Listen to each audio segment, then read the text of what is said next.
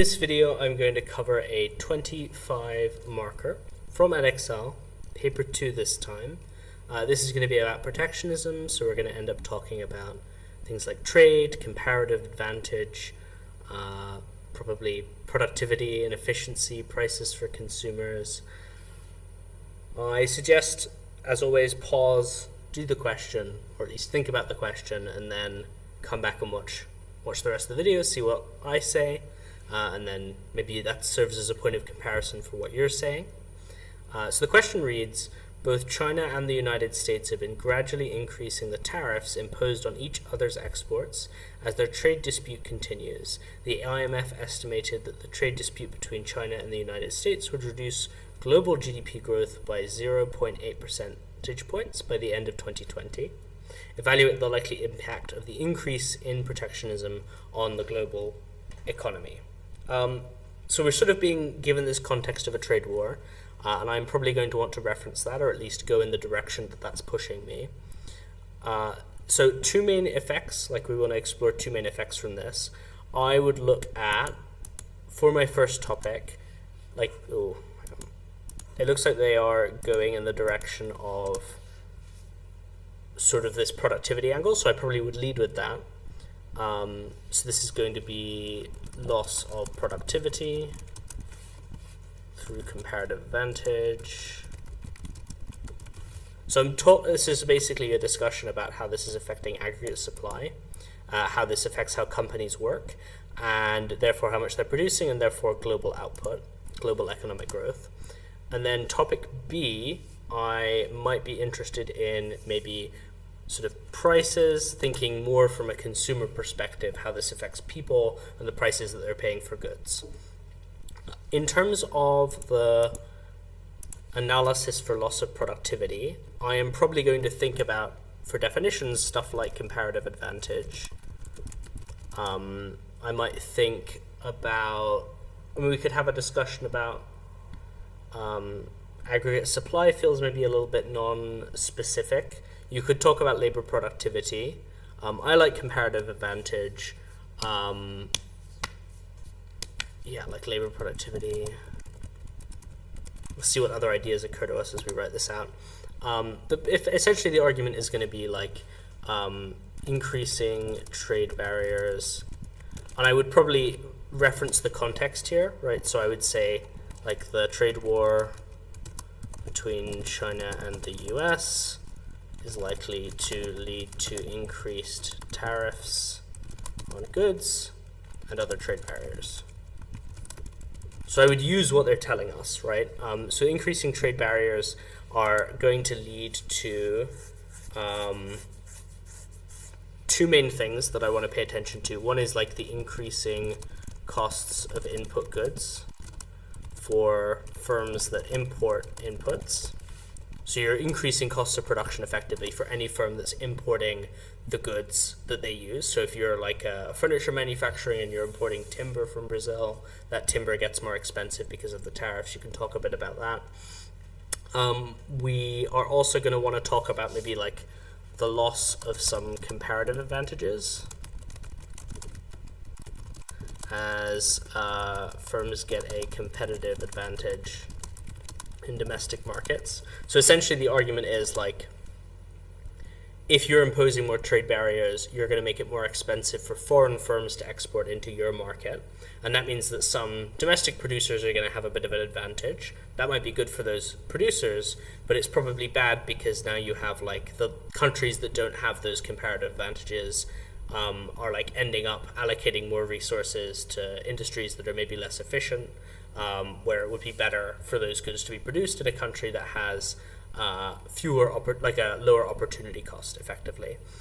So that's how the comparative advantage feeds into how you get a loss in productivity. So this reduces the marginal revenue product of labor overall, and lowers productivity in general. Effectively, like, because people are producing stuff that's like either a less efficient thing for them to produce, or because the cost of producing those goods are higher, you're reducing the productivity of each individual person. And then this is going to like generally slow down GDP growth in a lot of countries. It's certainly going to reduce the overall output of stuff that we're making in the global economy. What I might think about protectionism from the perspective of like what I could evaluate here. I am thinking perhaps in terms of like some firms will benefit from protectionism. So maybe there is an argument for like certain industries may now be able to achieve economies of scale and increase competition in the global market in the long run because they have more protected markets now. So this is it becomes kind of a long run, short run argument where like maybe for some industries in the long run, having a protected market now where there's like a world with more tariffs means those companies get a bit bigger, and then at some point in the future, if you have more free trade, then you're able to get more competition. So that might be a benefit. Yeah, I would say. In terms of diagrams that we could use, I would look at something for comparative advantage that looks perhaps a bit like this. Right, so showing this is a diagram that shows the comparative advantage. This is basically their set of straight lines with production possibility frontiers for two different countries, and you can see the difference in opportunity cost. And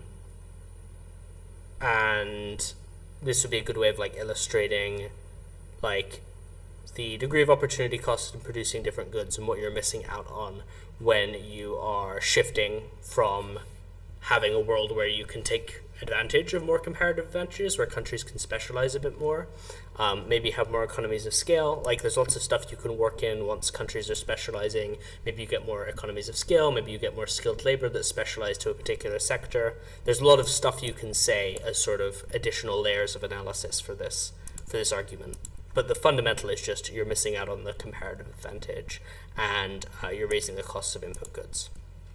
When we're moving on to prices for consumers, I might think in terms of definitions, talking about things like consumer surplus.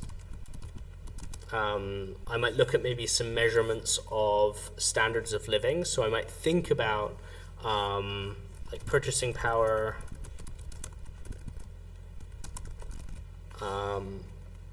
in terms of application, yeah, we could talk about... I would work into my first point. Sorry, I didn't mention this. That's where the 0.8% reduction, or is it 0.08? 0.8% in global growth. I just add that at the end as sort of an application point. In terms of diagrams, I would use the tariff diagram. I think this is a good place to use it. And basically, all of this stuff in red is going to be a loss in consumer surplus that comes from raising the prices in the market, like raising the prices of foreign goods. That's going to ultimately end up reducing the increasing the prices consumers are paying, and therefore reducing the consumer surplus. So that's the diagram that I would use. The analysis is basically like as tariffs are imposed, this is going to lead then to increased prices for consumers as the costs of tariffs are passed on. And then this has the effect of reducing the purchasing power of consumers. Maybe this like hits AD, and therefore the domestic market for goods, right, if consumers do not substitute to local alternatives. So basically, if you continue to import those foreign goods, you're spending more of your income on those, and that's reducing the available spending for domestic consumers. And just you're lowering people's standard of living, right? Because they cannot buy as much stuff as they were previously able to do. Yeah, maybe this shakes consumer confidence. You can sort of play out a bit how this is going to affect the economy as a whole. So maybe this is also harmful for other domestic producers that are maybe relying on domestic consumer spending.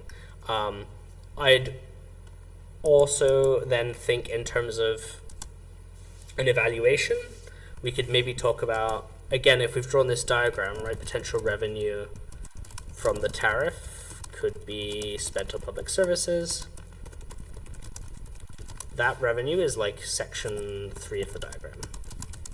So it's this middle bit, right, where we have this reduced quantity of consumption, and you're multiplying that by the amount of tariff that you're adding.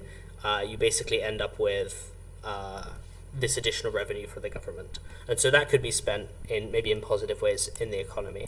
I might... yeah. And then in terms of like a judgment, I think it's somewhere you want to reference a trade war. Like the fact that there's going to be reciprocal tariffs. So maybe I add that here, right? So maybe I might say like tariff impositions might get worse as countries respond to tariffs with retaliatory tariffs. Yeah, okay. And then in the final judgment, I think we're probably going to be fairly negative of a trade war. So I would say like trade wars are overwhelmingly negative because I don't think there's like that much you can say here that's super clever. Trade wars are overwhelmingly negative because they hit consumer spending and increase costs of production, lowering output. I might say, however, there is some potential in the long run for some money to be spent on infrastructure. That would be the revenue from the tariffs point. So I might just like bring in some of the stuff you've said in the extracts as like, oh, here's some mitigating stuff. And some protected industries might go on to improve global competition. Right, so something like that that's sort of just, I don't think this is like doing a tremendous amount. I think you have done like your good analysis already at this point. I don't know if the judgment in this case is doing that much because it's such an obviously bad thing, but I think it's worth just pointing out that there are some benefits that maybe accrue in the long run.